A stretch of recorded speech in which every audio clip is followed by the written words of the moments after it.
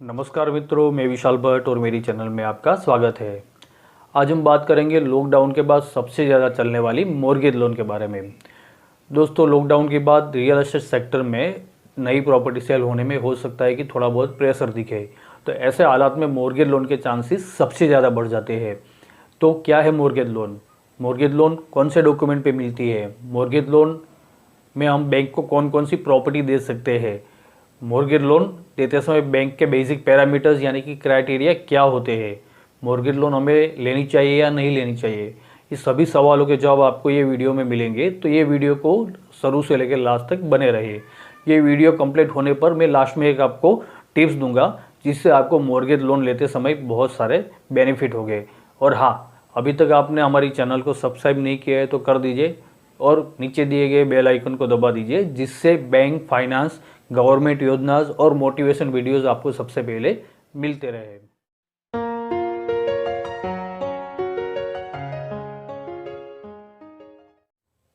दोस्तों, mortgage loan यानी loan again property. जो प्रॉपर्टी के ऊपर आप कर्ज लेते हो उसको मॉर्गेज लोन बोलते हैं। इसको मैं आपको सरल भाषा में समझाता हूँ। दोस्तों, जो प्रॉपर्टी आपकी खुद की है और वो प्रॉपर्टी आप बैंक को गिरवी रख के उसके ऊपर जो कर्ज लेते हो उसको मॉर्गेज लोन बोलते हैं। होम लोन यहाँ से थोड़ा डिफरेंस है, वो समझ लीजिएगा। होम लोन प्रॉपर्टी खरीदने के लिए ली जाती है और मॉर्गेज लोन आपकी खुद की ऑनरशिप वाली प्रॉपर्टी गिरवी रख के आप ले सकते हो। दूसरी बात, मॉर्गेज लोन में कौन कौन से डॉक्यूमेंट चाहिए? तो मॉर्गेज लोन के अंदर आपको बेसिकली आपके केवाईसी यानी कि आप जिन जिन व्यक्तियों को लोन के अंदर ऐड करना चाहते हो वो सभी के केवाईसी के अंदर पैन कार्ड, आधार कार्ड, रेसिडेंस प्रूफ, ये सब आते हैं। उसके अलावा आपके इनकम डॉक्यूमेंट्स चाहिए। इनकम डॉक्यूमेंट्स में आपके आईटीआर्स, आपके बैंकिंग्स, आपका करंट अकाउंट्स, आपका बिजनेस प्रूफ, लाइसेंस वगैरह वगैरह इसमें काउंट होता है।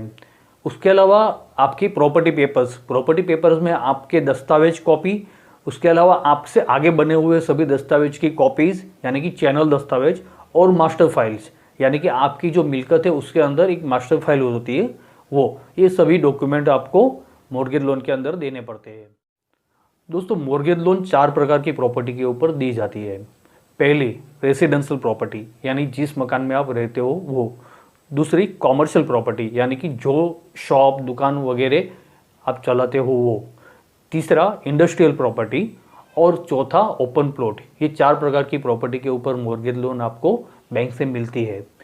और मैं आपको बीच में बताना चाहूँगा कि आपके मन में कोई भी कन्फ्यूज़न या कोई भी सवाल हो तो आप नीचे दिए गए कमेंट बॉक्स में आप पूछ सकते हो। सभी सवालों के जवाब हमारे यहाँ से आपको दिए जाएंगे। दोस्तों, मॉर्गेज लोन के अंदर बैंकों के पैरामीटर्स यानी कि क्राइटेरिया में सबसे पहला मीटर्स है एलटीवी। आप बोलोगे ये एलटीवी क्या है? तो एलटीवी यानी लोन टू वैल्यूएशन रेशियो।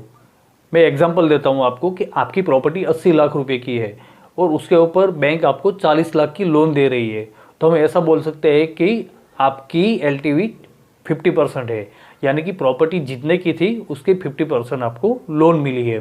हर एक प्रॉपर्टी के ऊपर एलटीवी अलग अलग होती है, हर एक बैंकों की थोड़ी बहुत डिफरेंस होती है।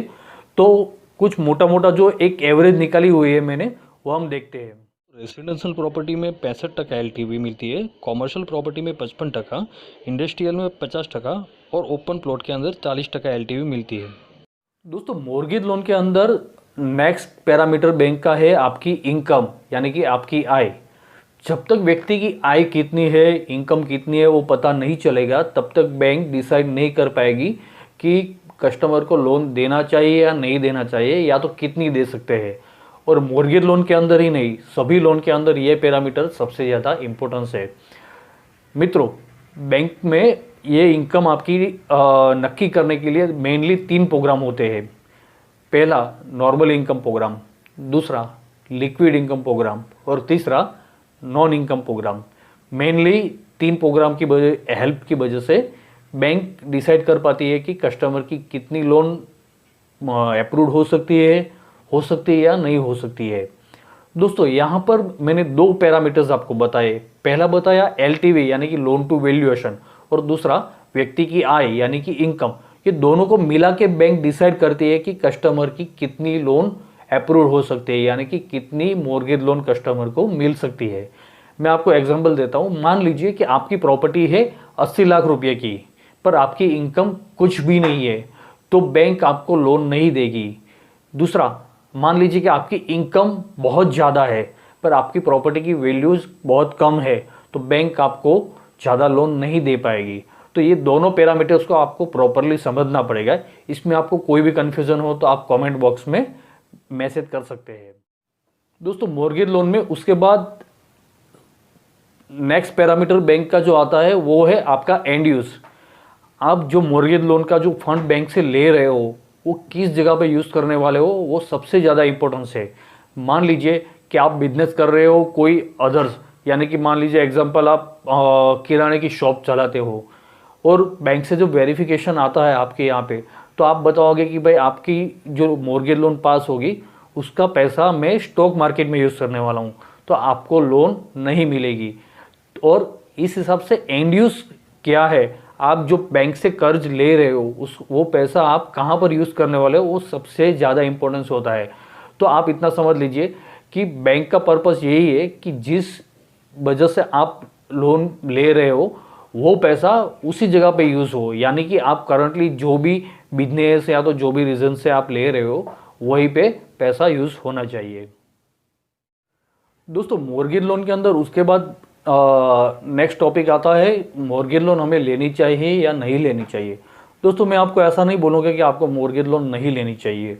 बैंकों की बेस्ट प्रोडक्ट्स में मॉर्गेज लोन की काउंटिंग होती है, पर मॉर्गेज लोन लेने से पहले इसको आपको प्रॉपरली समझना होगा, इसका फाइनेंशियली प्लानिंग आपको करना पड़ेगा। कुछ लोग क्या करते हैं कि दूसरे की होम लोन को देख के मॉर्गेज लोन का प्लानिंग कर लेते हैं, या तो और लोन को देख के मॉर्गेज लोन का प्लानिंग कर लेते हैं, तो पीछे से हो सकता है कि आपको नुकसान झेलना पड़े। तो एक बात समझ लीजिए, मॉर्गेज लोन अलग चीज़ है, होम लोन अलग चीज़ है। दोनों की आपको मैं कंपेयर करूंगा तो थोड़ा बहुत आपको आइडियाज आ जाएगा।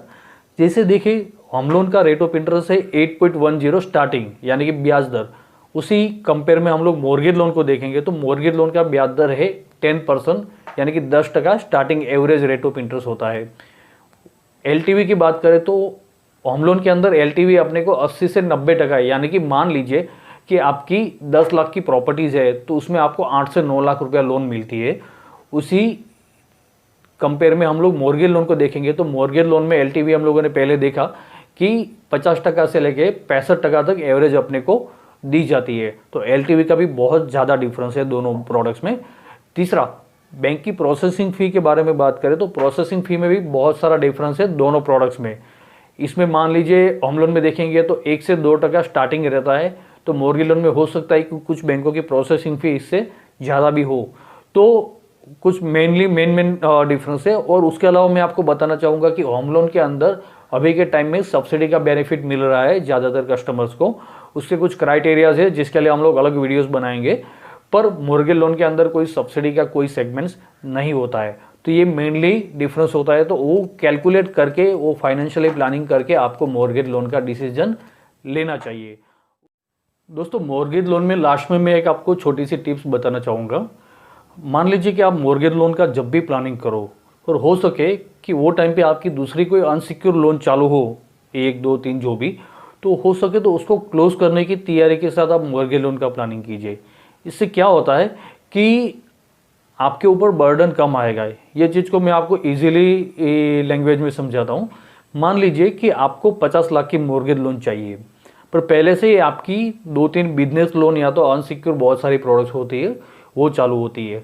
तो ज़्यादातर अनसिक्योर जो प्रोडक्ट्स होती है वो सबके रेट ऑफ इंटरेस्ट हेवी होते हैं।